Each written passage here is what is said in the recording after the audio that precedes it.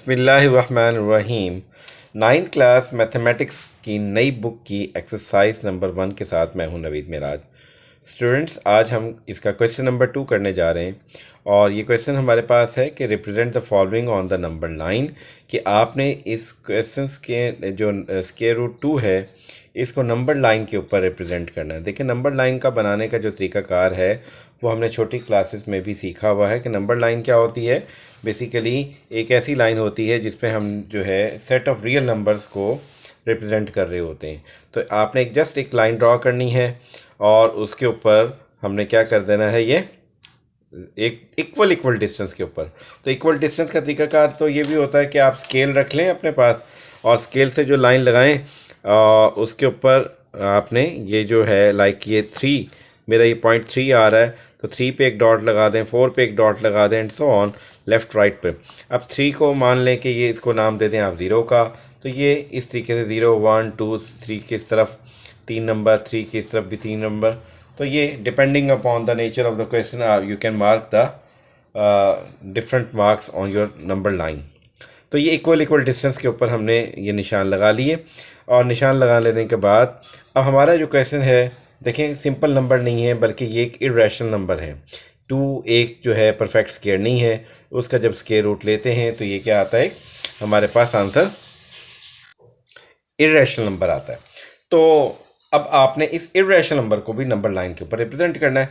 देखें जी, irrational number को आपने रिप्रेजेंट करने के लिए यहाँ पे जो यूज़ करना है वो पाइथागोरस थ्योरम है। पाइथागोरस थ्योरम क्या है हमारे पास, वो पाइथागोरस थ्योरम जो है वो राइट एंगल ट्राइंगल के साथ रिलेटेड है, जिसमें हम लोग क्या करते हैं, इस क्वेश्चन के अंदर पे हमें एक राइट एंगल ट्राइंगल बनानी है और एक ऐसी राइट एंगल ट्राइंगल बनानी है जिसकी बेस भी आप 1 कंसीडर करेंगे और जिसके परपेंडिकुलर को भी 1 कंसीडर करेंगे। और बेस और परपेंडिकुलर करने के लिए आपको देखें 1 यूनिट टूवर्ड्स राइट, 0 से 1 की तरफ, ये 1 यूनिट हमारे पास, ये मैंने 1 मेंशन किया हुआ है, आपने ये 1 यूनिट ले लिया। फिर आपने कंपास को अपना यहाँ पे 1 यूनिट ओपन करेंगे, ठीक है।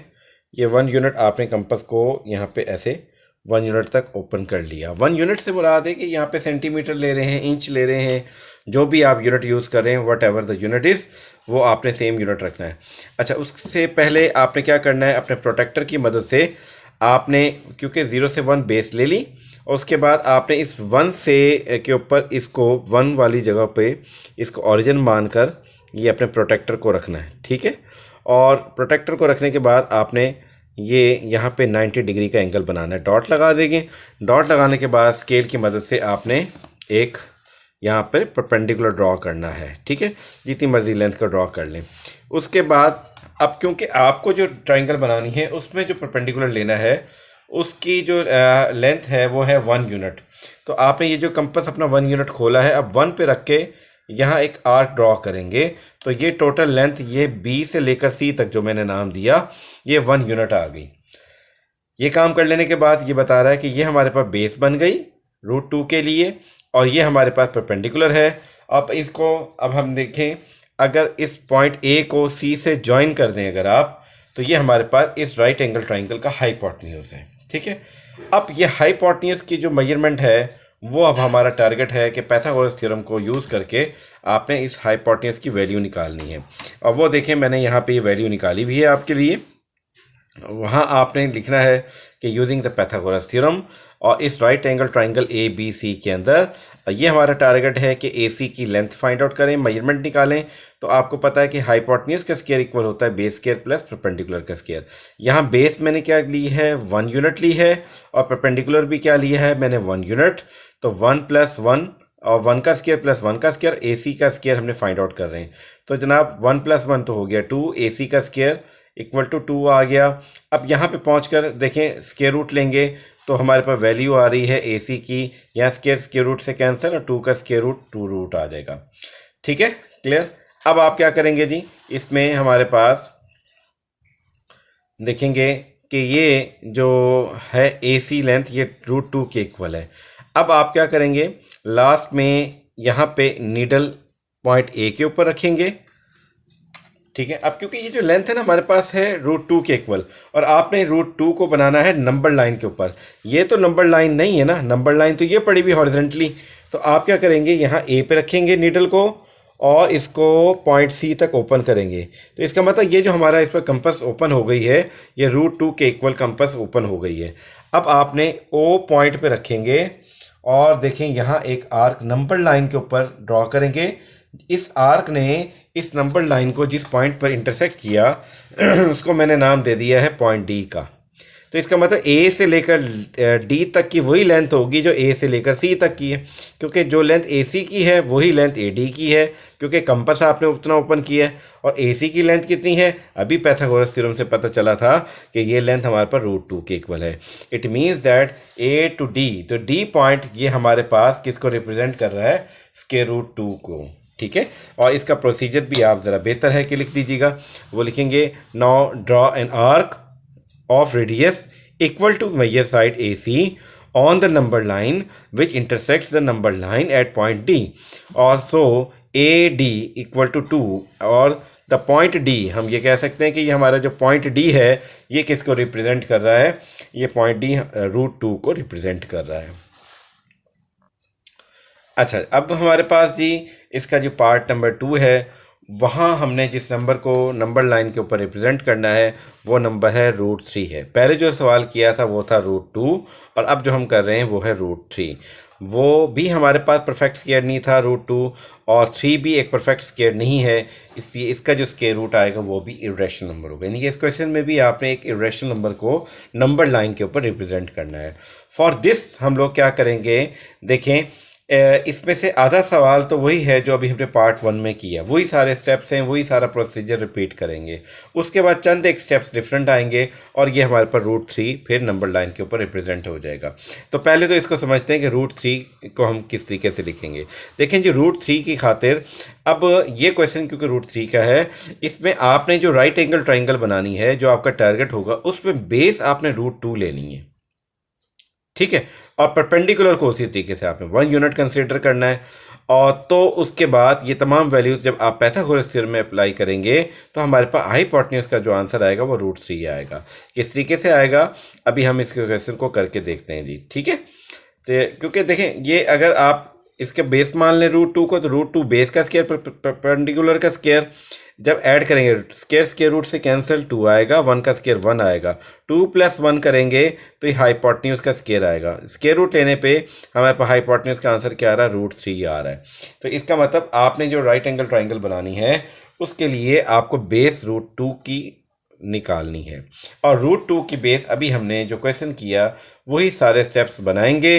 फिर हमारे पास जो √2 की जो लेंथ आई थी उसको बेस मान लेंगे, और उसके बाद परपेंडिकुलर 1 कंसीडर करके आपने क्या करेंगे, हाइपोटेन्यूज निकालेंगे। तो वो हाइपोटेन्यूज इन दैट केस क्या निकलेगा, √3 के इक्वल निकलेगा। तो सारे स्टेप्स तकरीबन काफ़ी सारे वही पहले वाले पार्ट के हैं। तो देखें क्या करेंगे, अगेन मैं आपको बता रहा हूँ। यहाँ पे आपने एक नंबर लाइन ड्रॉ की, इक्वल डिस्टेंस पे नंबर मार्क्स कर दिए। उसके बाद ये हमारे पास जो 0 पॉइंट है उसको ए का नाम दिया, और ये जो 1 है उसको मैंने बी का पॉइंट नाम दिया। उस √2 को पहले बनाने की तैयारी करेंगे। इसकी बेस को भी 1 कंसिडर कर ली, क्योंकि अभी इस वक्त मैं यहाँ पे √2 को बना रहा हूँ, तो 1 आ जाएगा। यहाँ पे परपेंडिकुलर भी 1, यहाँ पे कैसे परपेंडिकुलर 1 लिया था मैंने कि आपने यहाँ पे रखकर प्रोटेक्टर की मदद से 90 डिग्री का एंगल बनाया, एक निशान लगाया डॉट, और आपने उस पॉइंट को आपने पॉइंट बी से स्केल रखकर मिला दिया। नेक्स्ट स्टेप में आप क्या कर रहे हैं कि अपने कंपस को 1 यूनिट ओपन करेंगे। यहाँ से लेकर मैंने 1 यूनिट तक ओपन कर लिया, और यहाँ एक हमने मार्क लगाएंगे।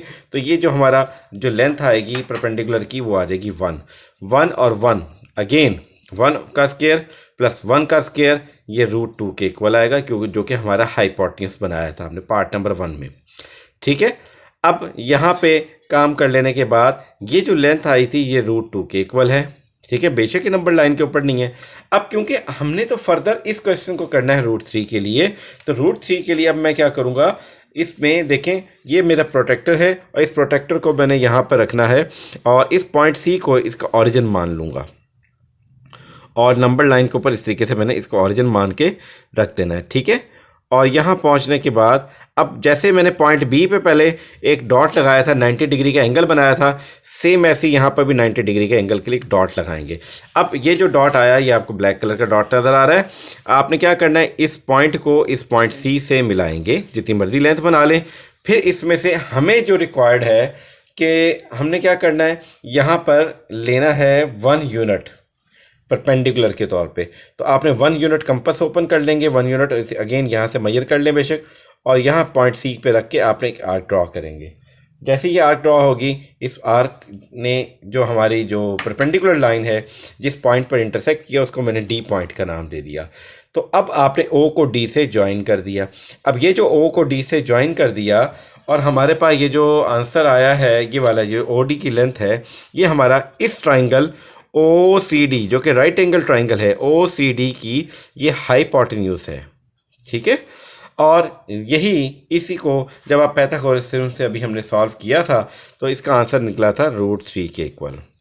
ठीक है, तो अगर ये √3 के इक्वल है, अब हम क्या करेंगे, इसके बाद फर्दर इसको अपने कंपास को ओ पे रखेंगे, इसकी नीडल, और पॉइंट डी तक इसको ओपन कर लेंगे। यानी कि ये जो अब इस वक्त हमने ये मेजरमेंट ली है अपने कंपास के ऊपर, ये √3 के इक्वल ले ली है। ठीक है,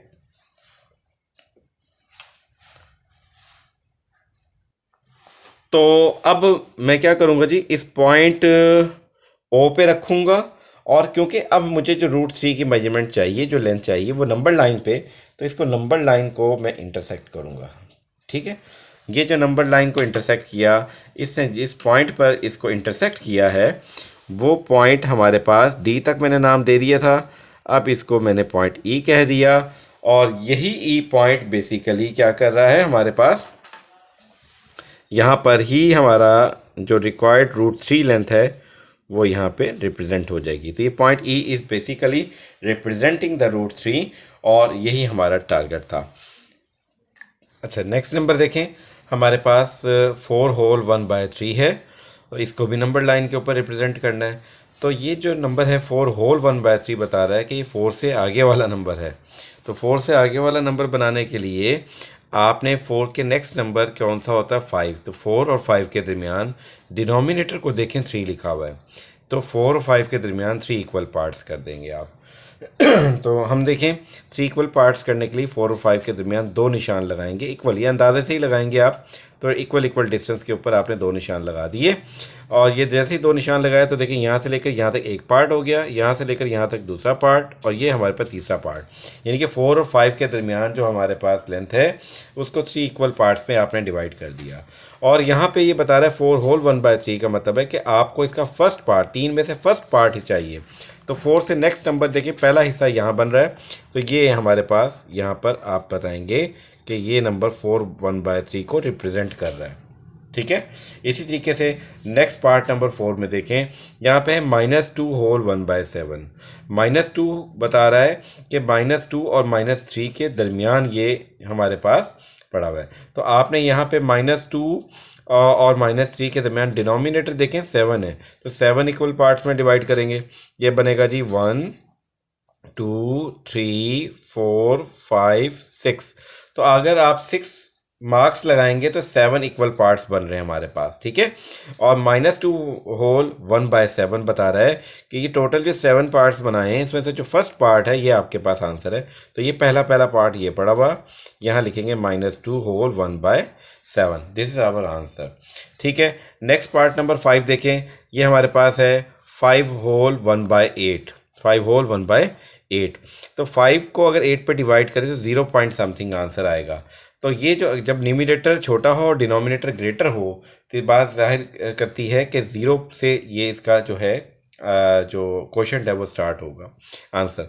तो फिर ये 0 और 1 के बिटवीन पड़ा हुआ है, तो इट मीन्स 0 और 1 के दरमियान 8 इक्वल पार्ट्स बनाने, 8 इक्वल पार्ट्स बनाने के लिए आपको 7 मार्क्स लगाने पड़ेंगे।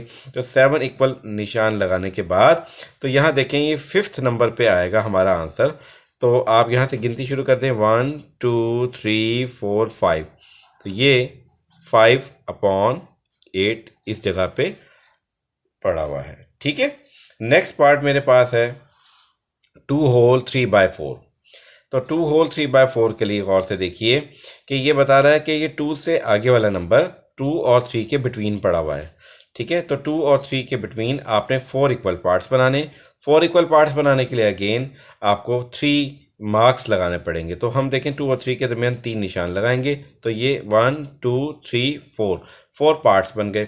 और ये बता रहा है कि थर्ड पार्ट हमारे पास आंसर है, तो 1 2 3, तो ये जो थर्ड हमारे पास जो हिस्सा है यहाँ पे पड़ा होगा हमारा 2 whole 3/4 number. I hope so कि आज के इस लेक्चर में आपने डिफरेंट टाइप्स के जो नंबर्स हैं, जिनमें कुछ रैशनल नंबर्स से कुछ इरेशनल नंबर्स से, उनको नंबर लाइन पे रिप्रेजेंट करने का तरीकाकार सीख लिया होगा। जो लोग इस चैनल पे न्यू हैं, काइंडली इस चैनल को सब्सक्राइब करें, लाइक करें और शेयर करें। इंशाल्लाह आने वाली वीडियोस के साथ हम लोग आपके साथ इसके जो नोट्स हैं PDF फॉर्म में, उसका लिंक भी डिस्क्रिप्शन में दिया जाएगा, तो आप वहाँ से वो नोट्स को भी कॉपी कर सकते हैं। Thank you.